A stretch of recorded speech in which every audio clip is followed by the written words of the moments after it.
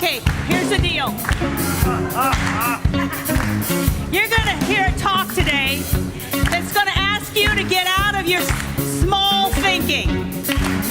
And one of the ways is to say to yourself, more often than not, I was made glorious. I am not a worm of the dust. I know you know that. But sometimes you don't know that you're glorious. Come on. We're glorious. That's the truth. And that's the Easter message. Go for it. Glory, glory, glory, glory, glorious. Glory, God made us so glorious. Glory, glory. Glory, glory, glorious. Glory, God made us so glorious. Alleluia. Alleluia.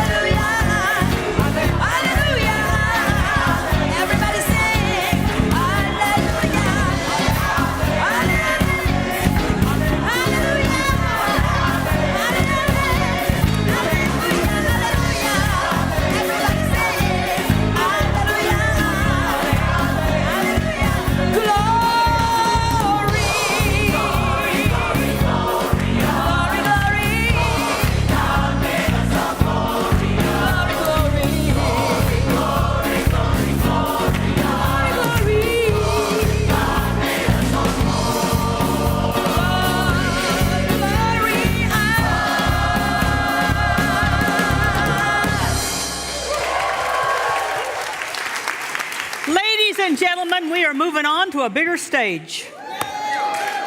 And that's not to make this stage unappreciated. Do you know that sometimes people don't want to move on because they think that they'd have to make where they are wrong?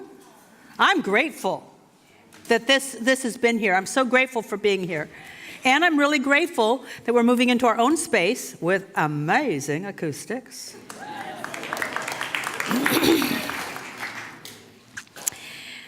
But here's my Easter talk.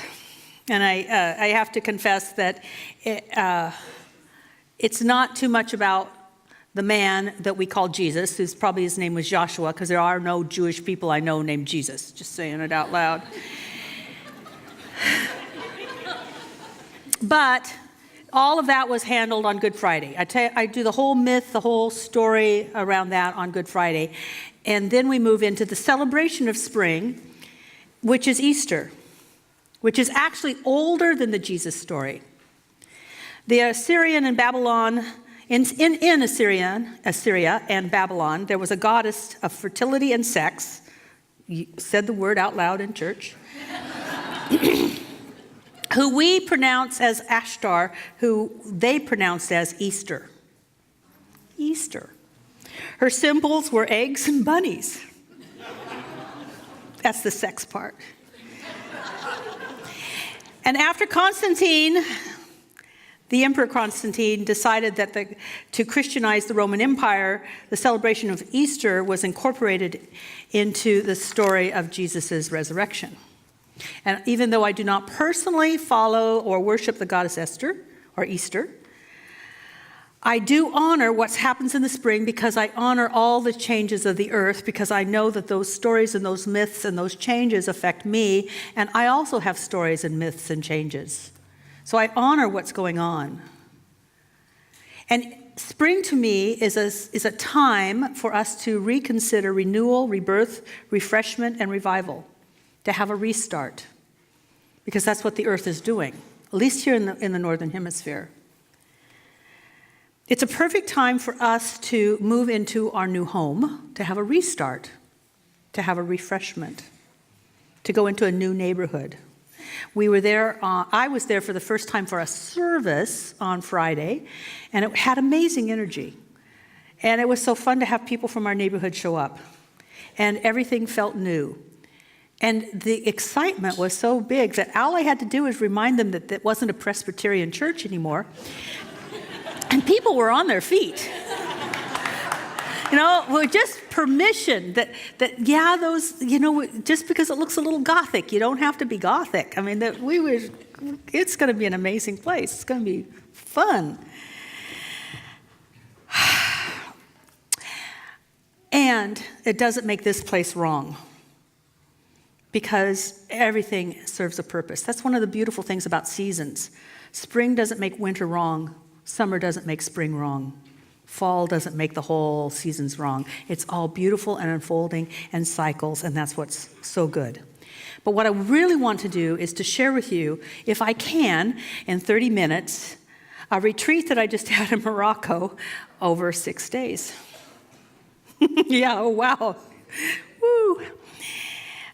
And I think we'll just go for the essence of it, because there's a lot of people that were there, including myself, and we will hold the vibration, and hopefully if you want, you'll get it by osmosis, or at least the significant points.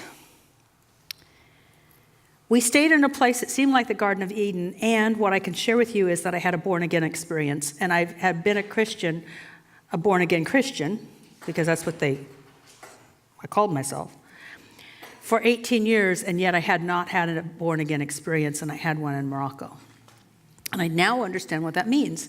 It means that I was so changed, everything was changed. I saw things in a totally different way. There was a renewal and a restart, and it's like, oh, let's begin again. Now that I know this, let's begin again. I get a restart. So that's what I want to share with you today. And I will start the same way I started the retreat, with a quote from the Gospel of Thomas. Now, some of you may not have heard of the Gospel of Thomas. That's because it was not canonized, although it was definitely used by the early Christians. And it has been in the Vatican, in the libraries, somewhere for a long time, but it wasn't brought out until it was rediscovered in Egypt in the 1900s. And people were pulling it out, and then they said, well, yeah, no, we've had this. Here it is. What Bible scholars say that it's probably closer to what Jesus said than what we have canonized, because it was probably written sooner. And it doesn't have a storyline, it just has what people remember him saying.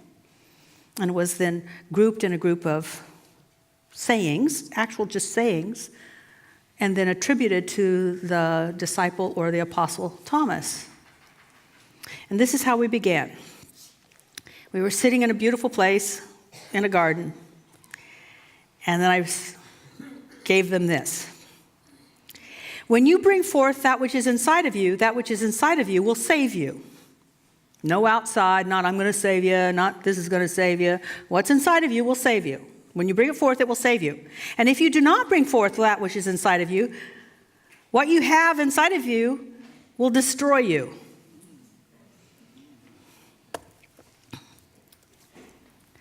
So let me get just, how many of you are tweaking with just some of the words?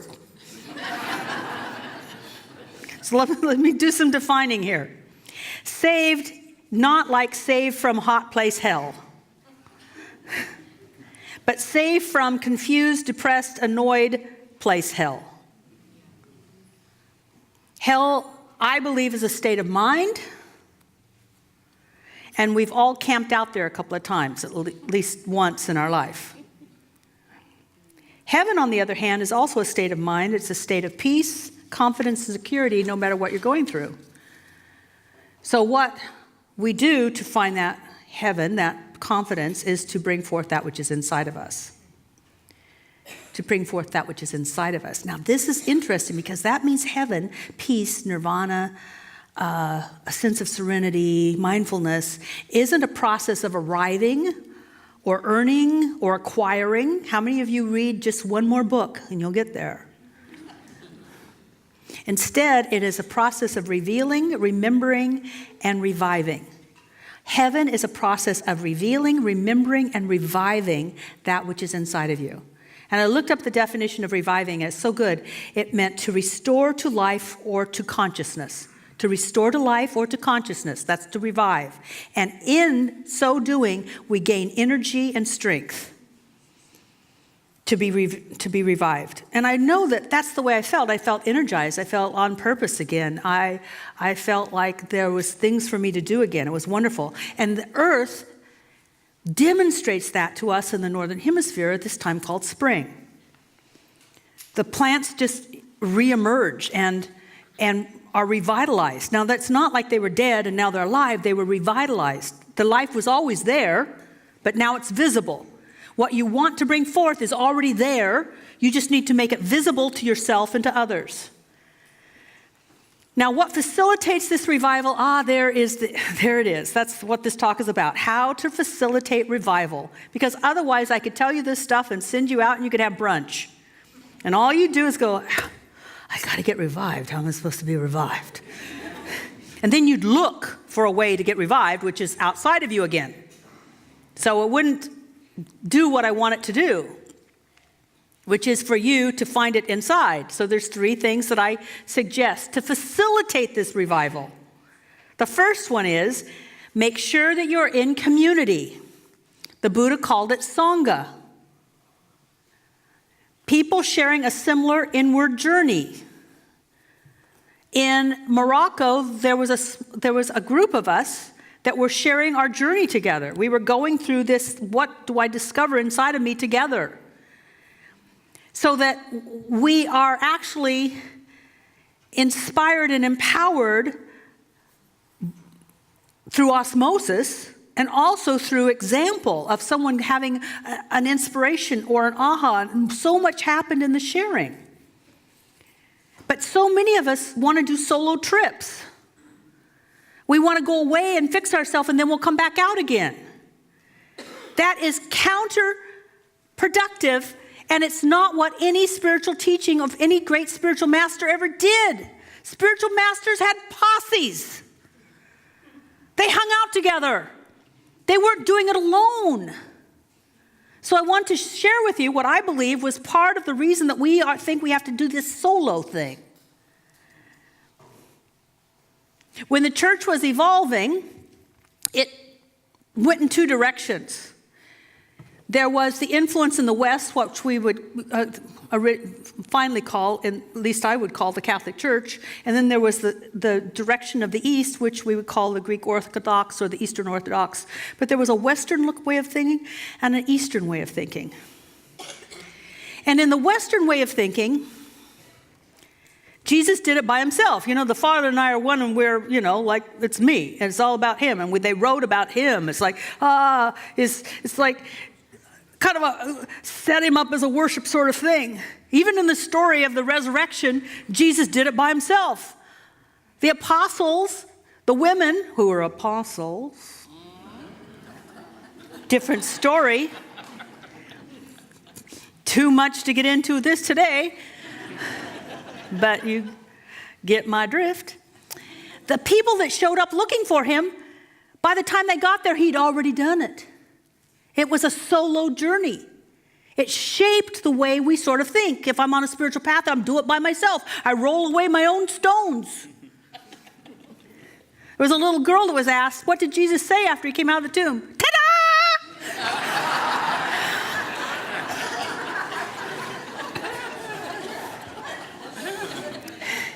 It shows up in the paintings. It shows up in the art.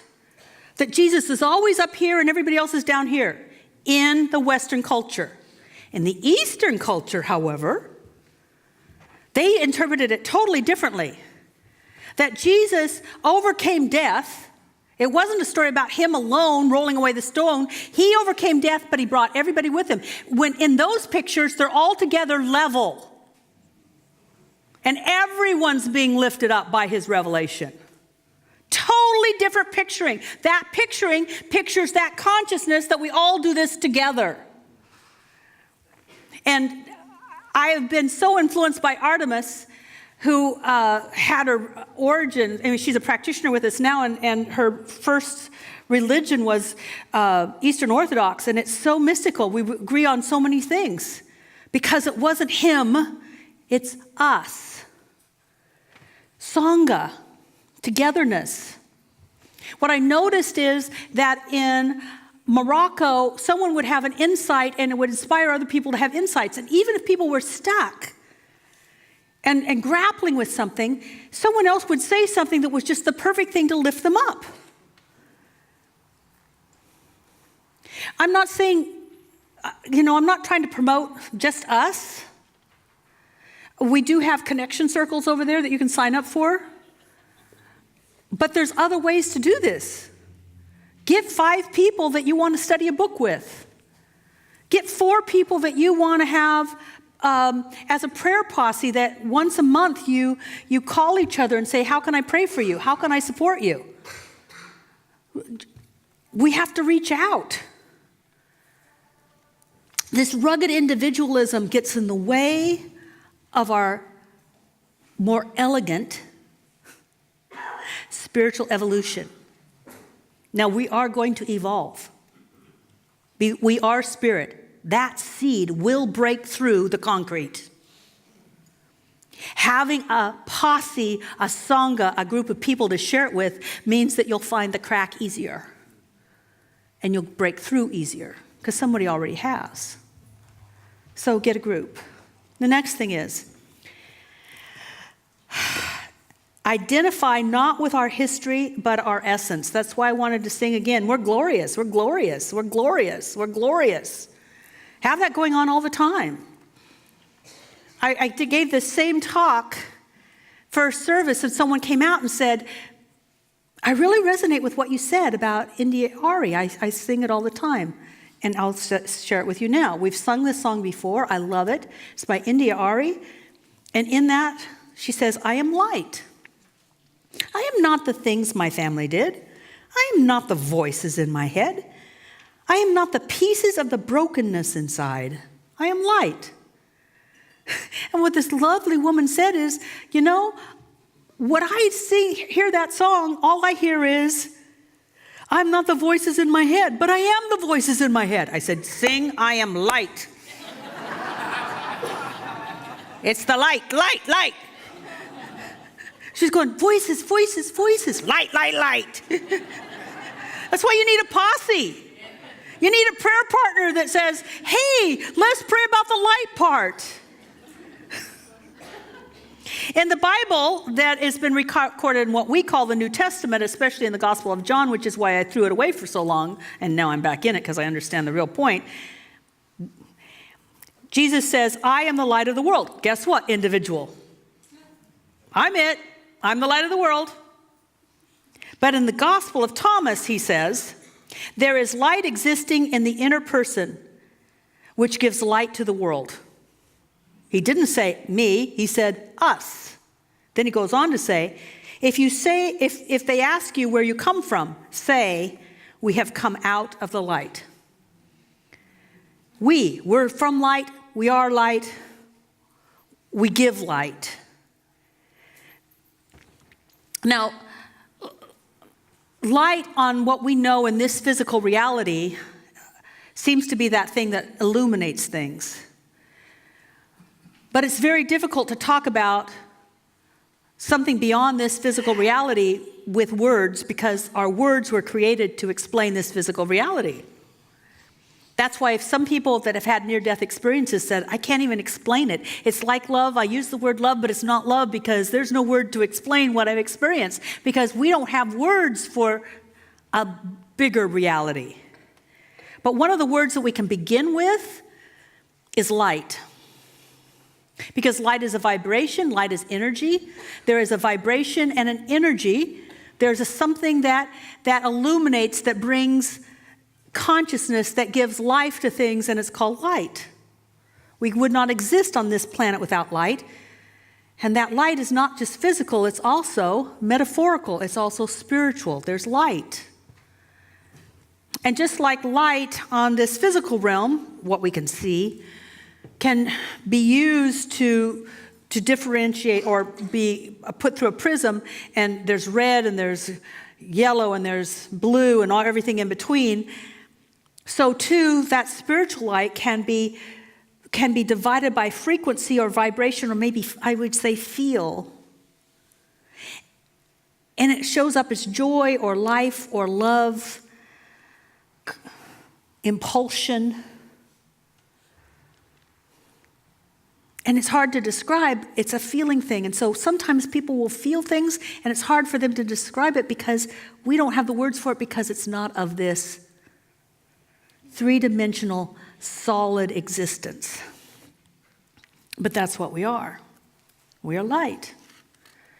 We are glorious. Which brings me to the third thing. We got to be disciplined. And I know, I don't want to be disciplined. We are so seduced by the idea of quick anything. We live in the Mac universe, where I want a Mac spirituality. I want, I want drive-through enlightenment. I want to order it and pick it up. I've actually thought of it in our new place, except the parking lot doesn't really work. But I was really thinking about, having practitioners do a prayer and then you pick up an affirmation 30 feet beyond or something,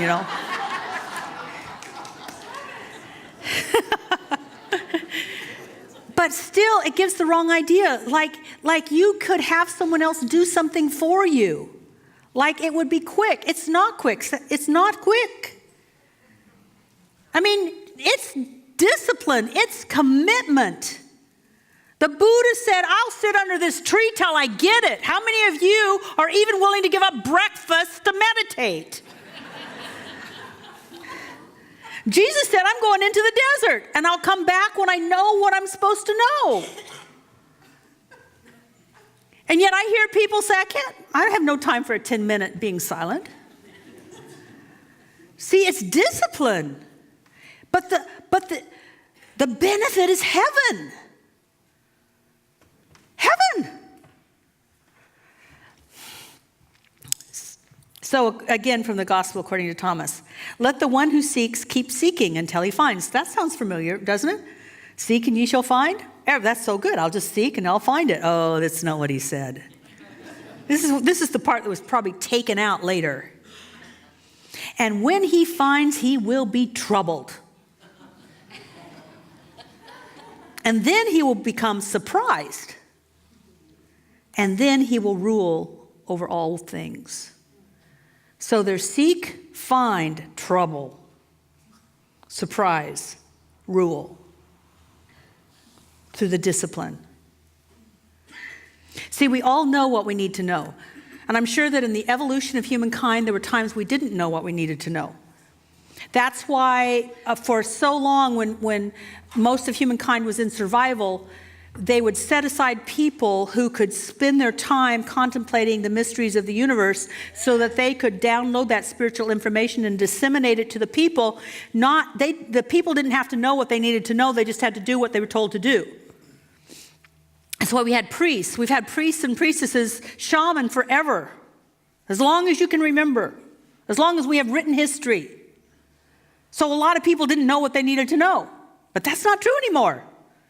You can download any book and put it on your phone right now and start reading, but it would be so rude while I'm talking.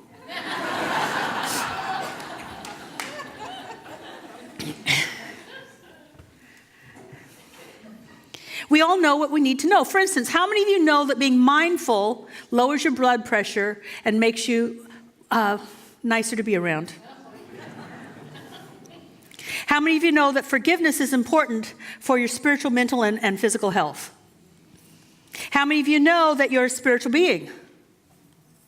How many of you know that prayer works? How many of you know that you are what you affirm yourself to be? See, you all know it, you just don't do it. You don't do it. I don't do it. We don't do it at times. I'm not going to tell you what I'm the victim of, only my group.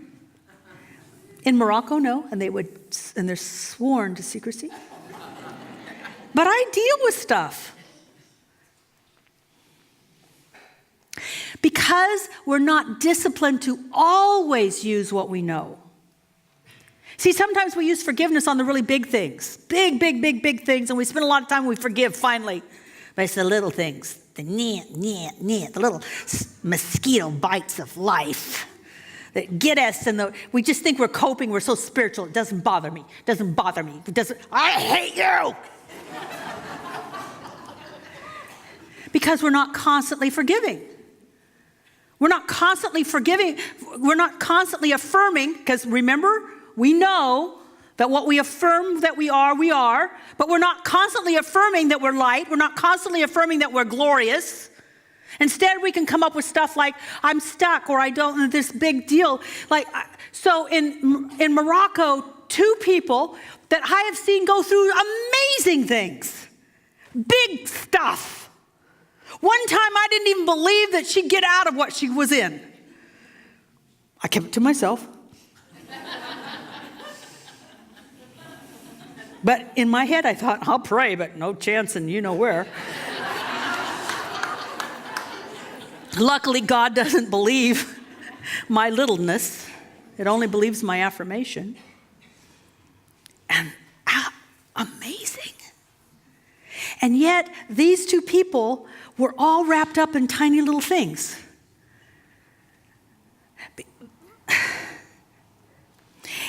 Because it was troubling to believe that they could give up struggle. See, a lot of times we put up with stuff, and even though we go through big stuff, we find something else to put up with because struggle to the ego is familiar. How many of you have a little struggle? It's familiar. And it's almost troubling to believe that it could just be gone.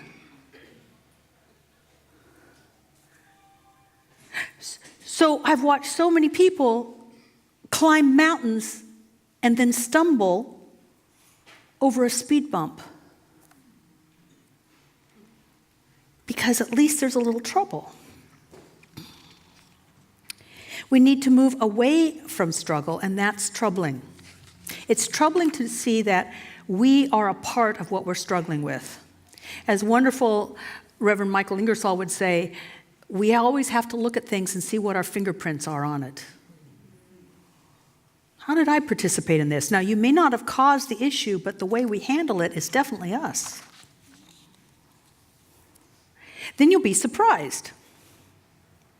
You'll be surprised because you'll understand that it's harder said than done to let go of stuff, because what we've been telling ourselves is that we aren't powerful, we're not light, we're not glorious, we're not God's idea of a good time and form. Say that out loud. I'm God's idea of a good time and form. It's hard, isn't it? God finds expression through each and every one of us. But it's surprising how hard it is to go there when the issues of the day call forth all of our attention. And we're not saying I'm light. We're not saying I'm glorious. Well, this is a restart day. What if what raised up inside of you, like the bulbs raise up and become tulips, what if what raised up inside of you was that, you know what? Just as I am, I'm glorious. And I can handle whatever comes to me from this day forward. Now, that would make nature sing. And then, after the surprise is the rule, because once you finally get that what you identify gives you mastery, you begin to master. Seek and you shall find. And you'll find that you have participated, and that will be troubling. And then you'll be surprised how hard it is to let go of those things. And yet you will, and then you'll rule.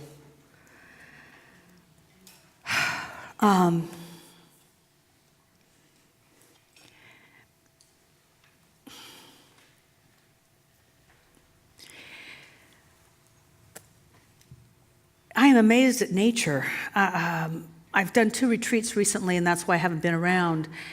And in both times, people went out and they let nature inform them, empower them, speak to them.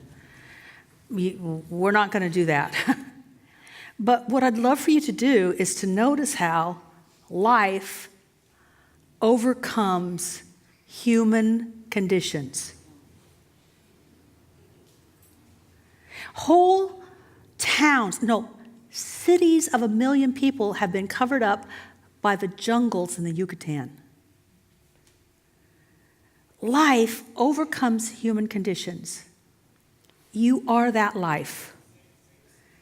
And in the spring, it's a time of recommitting to that life, growing through us to overcome our challenges, to overcome our hell, that we might break free and experience heaven. That we may experience that no matter what we're facing, we are capable of moving through it. That no matter what we're facing, we're glorious. No matter what we're facing, we are light. Let us pray. And we're going to pray in a new way today. And I ask that you bless the people around you. If someone's sitting in front of you, bless them. To bless means to recognize the good. I want you to recognize the good in that person's life. If someone's behind you, bless the person behind you. I want you to bless them and know that something good is happening in their life. Bless the people on both sides. Bless them and know for them that something glorious and wonderful is unfolding, that life is overcoming, that they are glorious, they are the light of the world. They are the one life taking form. They are God's idea of a really good time showing up in form. For God so loved the world, it gave itself to the world, and we are that self. And to bless another always comes back to us. See, it's easy for me to know that good's happening in your life, but if I know good's happening in your life, it must be the same for me. What we give out comes back multiplied, pressed down, and running over. So to bless is to be blessed. So let your light so shine that it passes your body. It passes this area close to you called your etheric body. Let it spread out through the room. And let this light so bless not only everyone in this room, but everyone who will come after we leave. Let us bless this beautiful meeting space that we have been so fortunate to have. And let the light move out from us and go before us to light up our new home. And I say thank you, sweet Spirit, for reminding us once again, and that we get to sing once again, and we are together once again to remember, to be restored, and to revive the deep truth that has always been with us, that we are the light of the world. And we will remember this day by day, week by week, month by month, season by season, but today by day.